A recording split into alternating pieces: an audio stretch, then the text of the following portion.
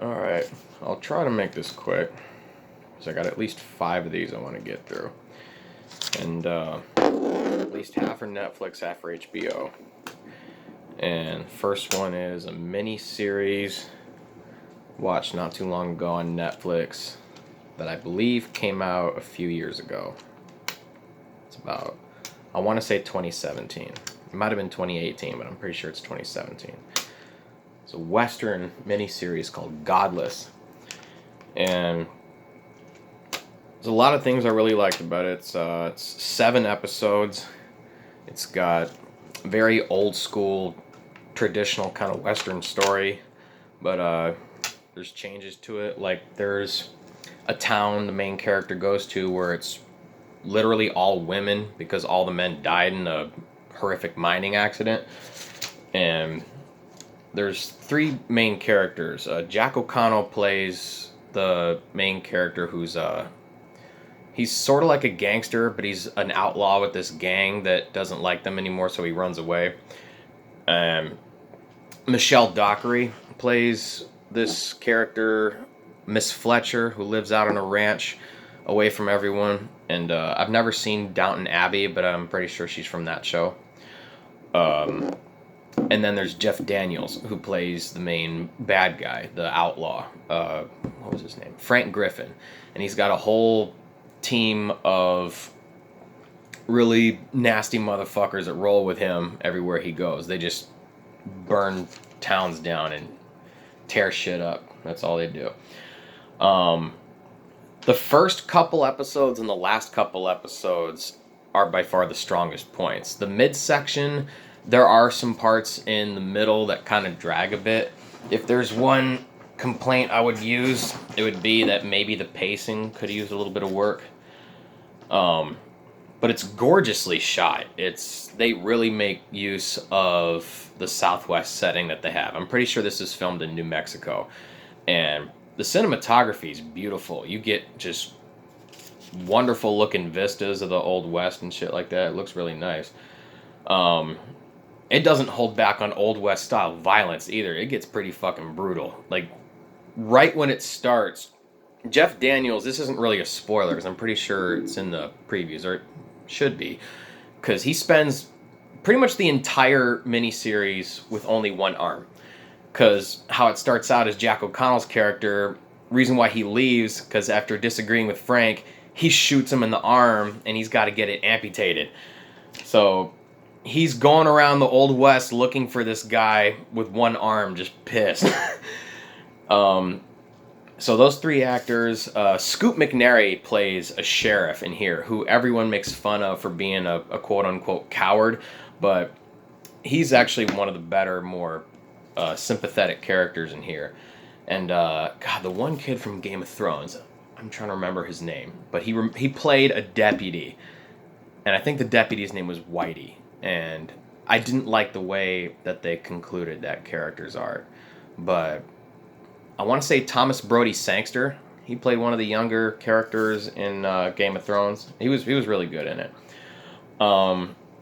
It is a bit long. Each of the episodes average about an hour or so in length. There may be a couple that are under, like 45, 50 minutes, something like that.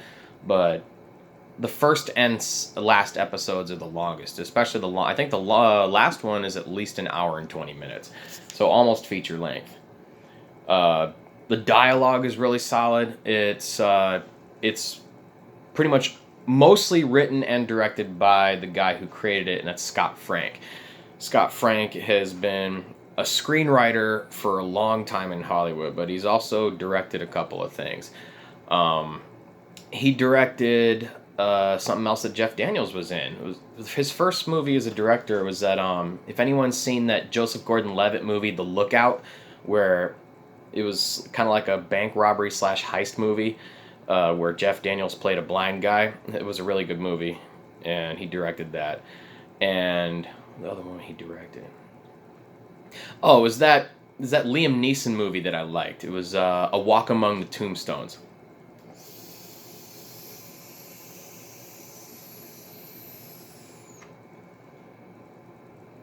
So, good dialogue, decent storytelling. The like I said, the beginning and the end are the best points, and the midsection, there's some laggy pacing. There's a couple of storylines that you're not sure why they're sort of being included amongst all the more important ones. Uh, if there's one show I've heard it compared to the most, it's a Western show that I heard's a kind of like a modern classic type of show, but I've never personally seen it. It's compared to like Lonesome Dove and stuff like that, but I've never watched Lonesome Dove. What's another Western TV show people have been hounding on me to watch? Uh, Deadwood. God, ever since finishing Justified, people have been on my ass to watch Deadwood. Um, so yeah, Godless as 7 episode miniseries. Maybe it could have been 1 episode shorter, like 5 or 6 episodes instead of 7. But if you like traditional westerns and you like violent westerns, drop my fucking vape. No, get back up here. You like traditional westerns and like that old school, back in the day western movie type of feel, like the ones that had Clint Eastwood or John Wayne or Jimmy Stewart or what have you in it. It's like that, only bloodier. There's quite a few really good shootouts. Like I said, it's very well shot, and there's, in between all the chaotic moments, there's some genuinely really good character moments. There's really good drama because, like I said, the cast is damn good. So, just overall, if you like westerns and you like westerns that are a little more on the violent side, a little more on the TVMA side, they got a little more adult storylines. I don't know about humor. There is dark humor, I suppose, but it's more or less, it's pretty straightforward revenge tale. So if you like stories like that, I highly recommend this. So for a rating, I'd say I usually try to flip it between like how many stars out of 5 or how many points out of 10, because it can't be the same rating every time. Out of 10, I'd say maybe a good 8.5. It'd be a little bit higher if the pacing was a little tighter, but plotting wise, I thought it was damn solid as is. So 8.5 out of 10. And if you got Netflix, you like westerns, Godless.